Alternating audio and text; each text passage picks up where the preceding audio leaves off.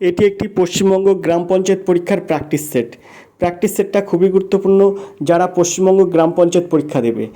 এই যে প্র্যাকটিস সেটটা, এখানে কিন্তু 25টা জেনারেল স্টাডিজ প্রশ্ন আছে, যেগুলো কিন্তু 100% তোমাদের জন্য খুবই গুরুত্বপূর্ণ। দেখো, প্রথম প্রশ্ন আমরা দেখব প্রথম প্রশ্ন কি আছে, তার জন্য উপরের দিকে তুলে নিলাম।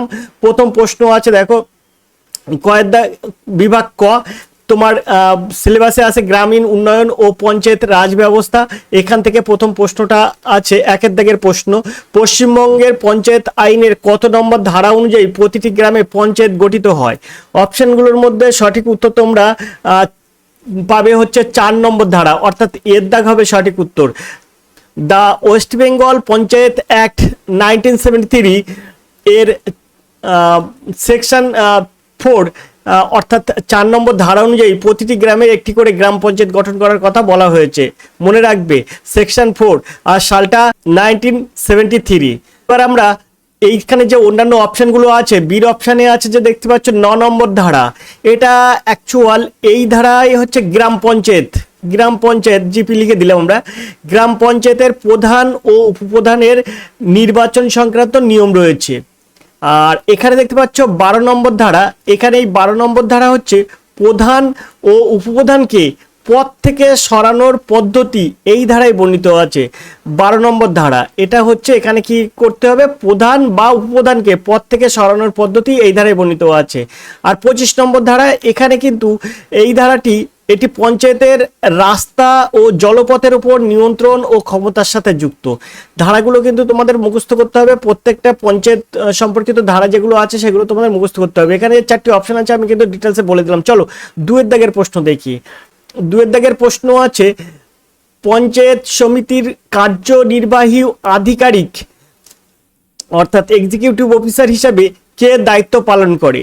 অপশানগুলোর মধ্যে তুমি এখান থেকে সঠিক উত্তর নেবে বিডিও। অবশ্যই তোমরা ইতিমধ্যে এই পরিচিত পেয়ে গেছো। এখানে এর দাগ হবে সঠিক উত্তর। ব্লক স্তরে ব্লক ডেভেলপমেন্ট অফিসার অর্থাৎ বিডিও পদাধিকার বলে সংশ্লিষ্ট পঞ্চায়েত সমিতির প্রধান কার্যনির্বাহী আধিকারিক বা এক্সিকিউটিভ অফিসার হিসেবে কাজ করেন। এটা এখানে দেখতে পাচ্ছ এসডিও, ইনি হচ্ছেন মহকুমা স্তরের প্রধান প্রশাসনিক আধিকারিক। এসডিও হচ্ছে মহকুমা স্তরের প্রধান প্রশাসনিক আধিকারিক, মনে রাখবে এগুলো। আর এই যে সভাপতি হচ্ছে, ইনি পঞ্চায়েত সমিতি নির্বাচিত রাজনৈতিক প্রধান বা জনপ্রতিনিধি। তাহলে কি হচ্ছে, ইনি সভাপতি হচ্ছে পঞ্চায়েত সমিতি নির্বাচিত রাজনৈতিক প্রধান বা জনপ্রতিনিধি। আর এই যে ডির অপশন দেখতে পাচ্ছ জেলা শাসক, ইনি সমগ্র জেলার প্রধান প্রশাসনিক কর্মকর্তা এবং জেলা পরিষদের এক্সিকিউটিভ অফিসার। ভালো করে মনে রাখবে, এসডিওর ক্ষেত্রে কিন্তু এসডিও হচ্ছে ইনি মহকুমা স্তরের প্রধান প্রশাসনিক আধিকারিক। ঠিক আছে, চলো আমরা চলে যাবো 3 এর দাগের প্রশ্নে। 3 এর দাগের প্রশ্ন আছে, পঞ্চায়েত ব্যবস্থা তপশিলি জাতি, উপজাতি ও মহিলাদের জন্য আসন সংরক্ষণের কথা সংবিধানের কোন ধারায় বলা হয়েছে? তো এখানে এর সঠিক উত্তর হবে আর্টিকেল 243 ডি, অর্থাৎ ডির দাগ হবে সঠিক উত্তর। আর্টিকেল 243 অর্থাৎ ডির দাগ হবে সঠিক উত্তর। ভারতীয় সংবিধানের ধারা 243 ডি অর্থাৎ আর্টিকেল 243 ডি অনুযায়ী পঞ্চায়েতের প্রতিটি স্তরে তপশিলি জাতি, তপশিলি উপজাতি অর্থাৎ এসসি এসটি এবং মহিলাদের জন্য আসন সংরক্ষণের ব্যবস্থা করা হয়েছে। এখানে ভালো করে আর্টিকেলটা মনে রাখবে, 243 ডি। আমরা অন্যান্য যে অপশনগুলো পাচ্ছি, আর্টিকেল 243 এ, এখানে এটি হচ্ছে গ্রাম সভা গঠনের সাথে সম্পর্কিত। গ্রাম সভা গঠন, গ্রাম সভা গঠনের ক্ষেত্রে কিন্তু এটা সম্পর্কিত। আর এটি হচ্ছে ত্রিস্তরীয় পঞ্চায়েত, 243 বি, ত্রিস্তরীয় পঞ্চায়েত। ওকে, ত্রিস্তরীয় পঞ্চায়েতের কাঠামো কথা এখানে 243 বি আছে। আর 243 সি, এখানে কিন্তু এটি হচ্ছে পঞ্চায়েতগুলির গঠন এর নির্বাচন পদ্ধতির সাথে যুক্ত। ওকে, আমরা 4 দাগের প্রশ্ন দেখব। খুব সুন্দর, এইসব প্রশ্নগুলো কিন্তু তোমাদের খুবই গুরুত্বপূর্ণ। 4 দাগের প্রশ্ন আছে, গ্রাম পঞ্চায়েতের আর্থিক তহবিলের হিসাব নিকাশ প্রতি বছর কার দ্বারা পরীক্ষিত হয়? অপশনগুলোর মধ্যে সঠিক উত্তর হবে রাজ্য সরকার নিযুক্ত অডিটর। রাজ্য সরকারের নিযুক্ত অডিটর অর্থাৎ বিদ্যাক হবে সঠিক উত্তর। পঞ্চায়েতের আর্থিক স্বচ্ছতা বজায় রাখার জন্য প্রতি বছর রাজ্য সরকার নিযুক্ত অডিটর বা examiner of local accounts ELA, মনে রাখবে ইএলএ, এখানে ইএল এর পুরো নাম হচ্ছে এক্সামিনার অফ লোকাল অ্যাকাউন্টস, যার দ্বারা সমস্ত হিসাব নিকাশ পরীক্ষা করা বাধ্যতামূলক। এখানে যে এর অপশন দেখতে পাচ্ছ, প্রধান নিজে করেন। প্রধান হচ্ছে প্রধান হিসাব পরিচালনা বা অনুমোদন করেন, কিন্তু নিজে অডিট করতে পারেন না, কখনোই পারবেন না। সির অপশনে যে কেন্দ্র সরকার আছে, সরাসরি গ্রাম পঞ্চায়েতের বার্ষিক অডিট কেন্দ্র সরকার কখনোই করে না। আর এই যে গ্রামীণ ব্যাংকের কাজ শুধুমাত্র আর্থিক লেনদেন রাখা, অডিট করা নয়, মনে রাখবে এগুলো। এখানে কেউ কিন্তু অডিট করতে পারে না। 5 দাগের প্রশ্ন আছে, বলবন্ত রায় মেহতা কমিটি কত সালে তাদের প্রতিবেদন জমা দিয়েছিলেন, যা ভারতে ত্রিস্তর পঞ্চায়েত ভিত্তি স্থাপন করে?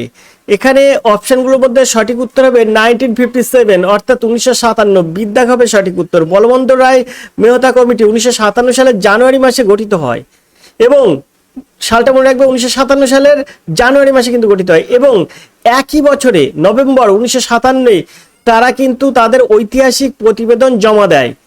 এখানে 1952 সালে কি হয়, এই বছর ভারতে কমিউনিটি ডেভেলপমেন্ট প্রোগ্রাম অর্থাৎ সিডিপি কমিউনিটি ডেভেলপমেন্ট প্রোগ্রাম চালু হয় 1952 সালে। আর এখানে দেখতে পাচ্ছ 1964 সাল, এটি কিন্তু অশোক মেহতা বা অন্য কোনো পঞ্চায়েত কমিটির সাথে যুক্ত নয়। অশোক মেহতা বা অন্য কোনো কমিটির সাথে এই 1964 সাল জড়িত নয়। 1973 সাল, এটা কিন্তু এবছরে 1973 সালে এবছরে ঐতিহাসিক পশ্চিমবঙ্গ পঞ্চায়েত আইন পাশ হয়েছিল। ওকে, 6 দাগের প্রশ্ন আছে, গ্রাম পঞ্চায়েত সভার কোরাম হওয়ার জন্য অন্তত কতজন সদস্য উপস্থিত বাধ্যতামূলক? তো এখানে এর সঠিক উত্তর হবে 1/3 অংশ। মোট সদস্যের 1/3 অংশ হতে হবে। পঞ্চায়েত আইনের নিয়ম অনুযায়ী কোনো সাধারণ সভা বা মিটিং শুরু করার জন্য মোট নির্বাচিত সদস্যের অন্তত 1/3 সদস্য উপস্থিত বা কোরাম থাকা বাধ্যতামূলক। এখানে কিন্তু যে কোনো একটা ধরে পড়তে পারে, এটা কোরাম ধরেই কিন্তু পড়তে পারে। 1/3 সদস্যর উপস্থিতি বা কোরাম থাকা বাধ্যতামূলক। আর এই যে তুমি দেখতে পাচ্ছ 1/2, এটি কিন্তু বিশেষ বা জরুরি সভার ক্ষেত্রে কিছু ক্ষেত্রে লাগে, সাধারণত কোরামে লাগে না কিন্তু। আর সির অপশনে আছে যে 1/4, এটা কোনো নিয়ম নেই এই অপশনগুলোর, মানে এই 1/4 এসব কোনো কিছু নিয়ম নেই কিন্তু। পরের প্রশ্ন হচ্ছে বিভাগ খ। দেখো এখানে বিভাগ খ আছে। খ বিভাগের প্রশ্ন কি আছে? খ বিভাগের সিলেবাসে আছে পশ্চিমবঙ্গ সরকার কল্যাণমূলক প্রকল্প। বিভাগ খ এর মানে সিলেবাস আছে পশ্চিমবঙ্গ সরকারের কল্যাণমূলক প্রকল্প। এখান থেকে আমরা পরের প্রশ্ন দেখব। 7 দাগের প্রশ্ন, লক্ষ্মীর ভান্ডার প্রকল্পের অধীনে বর্তমান সাধারণ ক্যাটাগরির মহিলারা প্রতি মাসে কত টাকা আর্থিক সহায়তা পান? তো এখানে এর সঠিক উত্তর হবে কিন্তু 1500 টাকা করে পান। পশ্চিমবঙ্গ সরকারের জনপ্রিয় লক্ষ্মীর ভান্ডার প্রকল্পের আর্থিক অনুদান রাজ্য বাজেটের মাধ্যমে বৃদ্ধি করা হয়েছে। বর্তমানে সাধারণ ও ওবিসি ক্যাটাগরির মহিলারা প্রতি মাসে কিন্তু 1500 টাকা করে পান। আর এই যে এর অপশন দেখতে পাচ্ছ 500 টাকা, এটি কিন্তু যখন লক্ষ্মীর ভান্ডার শুরু হয়েছিল তখনই কিন্তু এই 500 টাকা ছিল, তারপরে সেটাকে 1000 টাকায় রূপান্তরিত করা হয়। তারপরে কিছুদিন SC STদের ক্ষেত্রে কিন্তু সেটা আবার 1200 টাকা করা হয়। যখন 1000 টাকা হয়, এটা হচ্ছে জেনারেল বা ওবিসিদের জন্য, আর SC STদের জন্য পরে কিন্তু 1200 টাকা করা হয়। তো এগুলো সবই লক্ষ্মীর ভান্ডার আওতায় পড়ে। চলো আমরা 8 দাগের প্রশ্ন দেখি। 8 দাগের প্রশ্ন আছে, পশ্চিমবঙ্গ সরকারের রূপশ্রী প্রকল্পের মাধ্যমে দরিদ্র পরিবারের মেয়েদের বিয়ের জন্য এককালীন কত টাকা আর্থিক অনুদান দেওয়া হয়? অপশনগুলোর মধ্যে সঠিক উত্তর হবে কিন্তু 25,000 টাকা। বিদ্যাক হবে কিন্তু সঠিক উত্তর। দরিদ্র পরিবারের প্রাপ্তবয়স্ক মেয়েদের বিয়ের আর্থিক চাপ কমাতে রাজ্য সরকার এই প্রকল্পের অধীনে এককালীন 25,000 টাকা সরাসরি ব্যাংক অ্যাকাউন্টে প্রদান করেন। তো এখানে তোমার সঠিক উত্তর হবে কিন্তু 25,000। 9 দাগের প্রশ্ন আছে, বিদ্যালয়ে ছাত্রছাত্রীদের স্কুল ইউনিফর্মের জুতো এবং স্কুল ব্যাগ প্রদানের জন্য পশ্চিমবঙ্গ সরকার কোন প্রকল্প চালু রয়েছে? এখানে অপশানগুলোর মধ্যে সঠিক উত্তর হবে কিন্তু এখানে যে অপশানগুলো আছে এই অপশানগুলোর মধ্যে কোনো কিছু কিন্তু হবে না। ওকে, এখানে আমরা এই প্রথমে এর অপশান দেখব সবুজ সাথী। এটি কিন্তু ছাত্রছাত্রীদের বিনামূল্যে সাইকেল দেওয়া হয়। শিক্ষাশ্রী, এটি অনগ্রসর শ্রেণীর শিক্ষার্থীদের জন্য একটি আর্থিক বৃত্তি প্রকল্প এই শিক্ষাশ্রী। শিশু সাথী, শিশু সাথী হচ্ছে শিশুদের বিনামূল্যে হৃদরোগের চিকিৎসার একটা প্রকল্প, সেটা হচ্ছে শিশু সাথী প্রকল্প। তরুণের স্বপ্ন, এটা কিন্তু তোমার দ্বাদশ শ্রেণীর পড়ুয়াদের ট্যাব বা স্মার্টফোন কেনার জন্য 10,000 টাকা করে টাকা দেওয়া। এই চারটির অপশানে কিন্তু তোমাদেরকে ডিটেলস বলে দিলাম, কিন্তু এখানে যেটা বলেছে বিদ্যালয়ের ছাত্রছাত্রীদের স্কুল ইউনিফর্ম জুতো স্কুল ব্যাগ প্রদানের জন্য পশ্চিমবঙ্গ সরকার কোন প্রকল্প চালু করেছে, এটার কিন্তু অপশানে উত্তর নেই। স্কুল ইউনিফর্ম ব্যাগ এবং জুতো বিতরণের বিষয়টি সরাসরি কোনো উপনামের প্রকল্প নয়, বরং এটি পশ্চিমবঙ্গ সরকার স্কুল শিক্ষা দপ্তরের নিজস্ব সাধারণ বিতরণ কর্মসূচি। ফ্রি স্কুল কিট স্কিম এর অন্তর্ভুক্ত। অপশানে দেওয়া যেগুলো আছে সেগুলো কিন্তু সঠিক, এগুলোর মধ্যে কোনোটা কিন্তু সঠিক নয়। যেগুলো আছে সেগুলো কিন্তু আমরা ডিটেলসে বলে দিলাম। সবুজ সাথী কখন, সবুজ সাথীতে সবুজ সাথী, শিক্ষাশ্রী, শিশু সাথী ও তরুণের স্বপ্ন, এখানে কিন্তু সব ডিটেলসে আলোচনা করে দিলাম। আমরা চলে যাব 10 দাগের প্রশ্নে। প্রশ্ন আছে, খাদ্যসাথী প্রকল্পের মূল উদ্দেশ্য কি? খাদ্যসাথী প্রকল্পের মূল উদ্দেশ্য হচ্ছে, অপশনগুলোর মধ্যে সঠিক উত্তর বিদ্যাগ হবে সঠিক উত্তর, রাজ্যের দরিদ্র ও দুস্থ মানুষকে স্বল্পমূল্যে বিনামূল্যে খাদ্য প্রদান করা, স্বল্পমূল্যে বা বিনামূল্যে খাদ্যশস্য প্রদান করা। ডিজিটাল রেশন কার্ডের মাধ্যমে রাজ্যে পিছিয়ে পড়া এবং আর্থিকভাবে দুর্বল শ্রেণীর মানুষদের খাদ্য নিরাপত্তা নিশ্চিত করতে বিনামূল্যে অতি সস্তায় চাল ও গম পৌঁছে দেওয়াই কিন্তু খাদ্যসাথী প্রকল্পের একমাত্র লক্ষ্য। এর অপশানে যে বিদ্যালয়ে মিড ডে মিলের মান উন্নত করা, এখানে যে অপশানটা আছে এটি কিন্তু কেন্দ্রীয় ও রাজ্য সরকারের যৌথ পিএম পোষণ প্রকল্পের অন্তর্গত। আর এখানে সির অপশানে যেগুলো আছে কৃষকদের বিনামূল্যে বীজ বিতরণ, এটি কিন্তু কৃষক বন্ধু বা কৃষি দপ্তরের স্কিম। আর এখানে যে ডির অপশনটা আছে এটা কিন্তু একটা বানানো অপশন। ওকে, চলো আমরা চলে যাবো পরের প্রশ্নে। 11 দাগের প্রশ্ন আছে, দেখো, 100 দিনের কাজের বকেয়া মেটাতে এবং রাজ্যের মানুষকে কাজের নিশ্চয়তা দিতে রাজ্য সরকার নিজস্ব অর্থায়নে চালু হওয়া নতুন প্রকল্পটির নাম কি? অপশনগুলোর মধ্যে সঠিক উত্তর হবে কিন্তু কর্মশ্রী প্রকল্প। এখানে বিদ্যাগ হবে সঠিক উত্তর। 100 দিনের কাজের বকেয়া ও কাজের অভাব মেটাতে পশ্চিমবঙ্গ রাজ্য সরকার নিজস্ব তহবিল থেকে গ্রামীণ মানুষদের জন্য বছরে অন্তত 50 দিনের কাজের নিশ্চয়তা দিতে কর্মশ্রী প্রকল্প চালু করেছে। এবারে আসি যুবশ্রী, অর্থাৎ এর অপশানে যেটা আছে যুবশ্রী, এটা হচ্ছে বেকার যুবকদের জন্য প্রতি মাসে আর্থিক উৎসাহ ভাতা প্রদানের প্রকল্প। আর এই উৎকর্ষ বাংলা, এখানে যুবক যুবতীদের বিভিন্ন কারিগরি ও বৃত্তিমূলক দক্ষতা বৃদ্ধির প্রশিক্ষণ প্রকল্প উৎকর্ষ বাংলা। আর এখানে বাংলাশ্রী, এটা হচ্ছে ক্ষুদ্র ছোট ও মাঝারি শিল্প উদ্যোগীদের আর্থিক সুবিধা দেওয়া স্কিম। আমরা 11 পরে এবার চলে যাবো পরের প্রশ্নে। এখানে বিভাগ গ আছে, দেখো বিভাগ গয়ে ঐতিহ্যগত জিকে, ইতিহাস, ভূগোল, সাধারণ বিজ্ঞান এবং সংবিধান থেকে এই প্রশ্নগুলো আছে। মনে রাখবে এখানে যে সেটটি তোমাদেরকে দেখাচ্ছি, আমাদের প্রচলিত বইতে প্রত্যেকটা সেটে কিন্তু এরকম 25টা করে প্রশ্ন আছে এবং কোন চ্যাপ্টার থেকে কোন প্রশ্ন আছে সেগুলো কিন্তু উল্লেখ করা আছে। দেখো এখানে বিভাগ গতে আছে ঐতিহ্যগত জিকে, ইতিহাস, ভূগোল, সাধারণ বিজ্ঞান এবং সংবিধান থেকে নেওয়া প্রশ্ন। 12 দাগের প্রশ্ন আমরা দেখব। প্রশ্ন আছে, নিখিল ভারত হরিজন সেবক সংঘ কে প্রতিষ্ঠা করেছিলেন? অপশনগুলোর মধ্যে সঠিক উত্তর আমরা নেব মহাত্মা গান্ধী, অর্থাৎ তোমার সঠিক উত্তর হবে কিন্তু এখানে সিদ্ধাক মহাত্মা গান্ধী। 1932 সালে পুনা চুক্তির পর সমাজে অস্পৃশ্যতা দূরীকরণ এবং দলিত বা হরিজনদের অধিকার রক্ষায় মহাত্মা গান্ধী এই সংগঠনটি প্রতিষ্ঠা করেন। আর এখানে তোমরা দেখতে পাচ্ছ বি.আর. আম্বেদকর। এখানে বি.আর. আম্বেদকর ইনি হলেন বহিষ্কৃত হিতকারিণী সভা ও শিডিউল্ড কাস্টম ফেডারেশন গঠন করেছিলেন। আর এখানে জ্যোতিরাও ফুলে, ইনি কিন্তু মহারাষ্ট্রের সামাজিক কুসংস্কারের বিরুদ্ধে সত্য সাধক সমাজের প্রতিষ্ঠা করেন। আর নারায়ণ গুরু ইনি কিন্তু কেরালায় শ্রীনারায়ণ ধর্ম আন্দোলন শুরু করেন, অর্থাৎ এসএনডিপি এই আন্দোলন কিন্তু শুরু করেন হচ্ছে নারায়ণ গুরু কেরালাতে। আমরা চলে যাব পরের প্রশ্নে, 13 দাগের প্রশ্ন। 13 দাগের প্রশ্ন আছে, জাতীয় কংগ্রেসের কোন অধিবেশনে প্রথম পূর্ণ স্বরাজ এর দাবি উত্থাপন করা হয়েছিল? অপশনগুলোর মধ্যে সঠিক উত্তর হবে কিন্তু 1929 সালের লাহোর অধিবেশনে। ওকে, পূর্ণ স্বরাজ দাবি উত্থাপন হয়েছিল 1929 সালের লাহোর অধিবেশনে। জওহরলাল নেহরুর সভাপতিত্বে 1929 সালের ঐতিহাসিক লাহোর অধিবেশন কংগ্রেসের প্রথমবার ব্রিটিশদের থেকে সম্পূর্ণ স্বাধীনতা বা পূর্ণ স্বরাজ এর দাবি আনুষ্ঠানিকভাবে গ্রহণ করে। সালটা মনে রাখবে, 1929 সাল।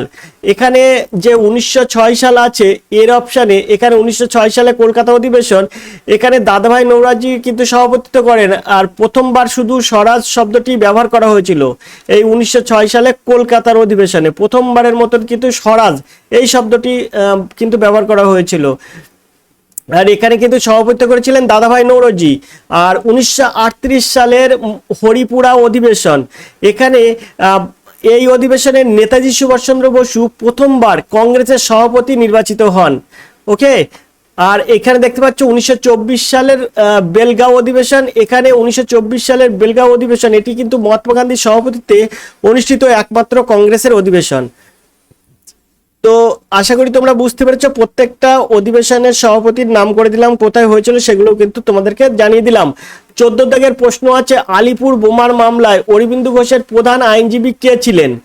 এখানে তোমার সঠিক উত্তর হবে এর অপশন চিত্তরঞ্জন দাস হবে এর সঠিক উত্তর। আলিপুর বোমা মামলার বন্দী অরবিন্দু ঘোষের পক্ষে আদালতে আইনি লড়াই লড়েছিলেন দেশবন্ধু চিত্তরঞ্জন দাস।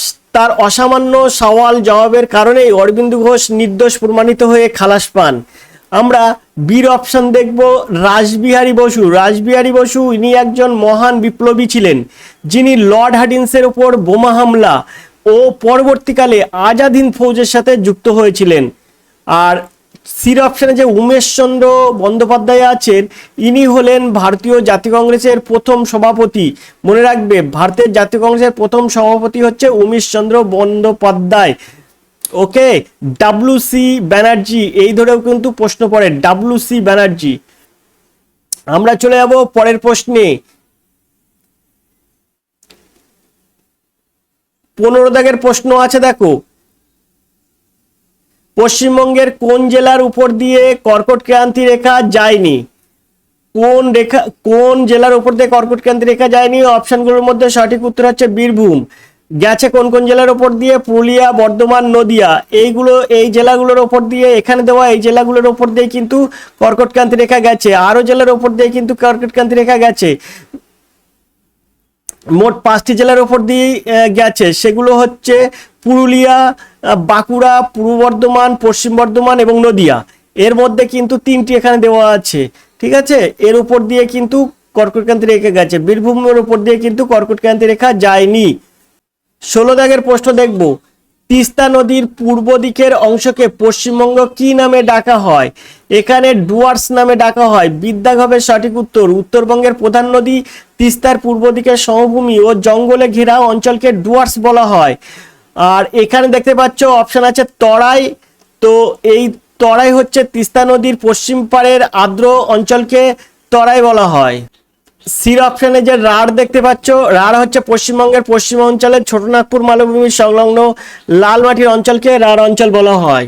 আর বারিন্দর, এটা হচ্ছে মালদা ও 2 দিনাজপুরের প্রাচীন পলিমাটি দ্বারা গঠিত অঞ্চলকে বারিন্দ বা বারিন্দ ভূমি বলা হয়। আশা করি তোমরা বুঝতে পেরেছো। চলো এবার আমরা 17 দাগের প্রশ্ন দেখি। সংবিধানের 17 দাগের প্রশ্ন আছে, সংবিধানের কোন অনুচ্ছেদ বা আর্টিকেলের অধীনে সুপ্রিম কোর্টে নাগরিকদের মৌলিক অধিকার রক্ষার রিট জারি করতে পারে? তো এখানে এর সঠিক উত্তর হবে কিন্তু আর্টিকেল 32, অর্থাৎ সিদ্ধাগ হবে সঠিক উত্তর। ভারতীয় সংবিধানের 32 নম্বর ধারাকে সাংবিধানিক প্রতিবিধানের অধিকার বলা হয়। এই ধারা বলে সুপ্রিম কোর্ট নাগরিকদের মৌলিক অধিকার রক্ষায় 5 ধরনের রিট বা লেখ জারি করতে পারে। কত নম্বর ধারা? আর্টিকেল 32। আর আর্টিকেল 14 অর্থাৎ 14 নম্বর ধারায় কি হয়? আইনের চোখে সমতা এবং আইন কর্তৃক সমানভাবে সংরক্ষিত হওয়ার অধিকার দেয়। আর আর্টিকেল 21 এখানে এই ধারায় হচ্ছে জীবন ও ব্যক্তিগত স্বাধীনতার অধিকার দেয় আর্টিকেল 21-এ। আর্টিকেল 2 to 6 অর্থাৎ 226 এই ধারার অধীনে কি হয়? এই ধারার অধীনে হাইকোর্ট রিট জারি করার ক্ষমতা রাখে।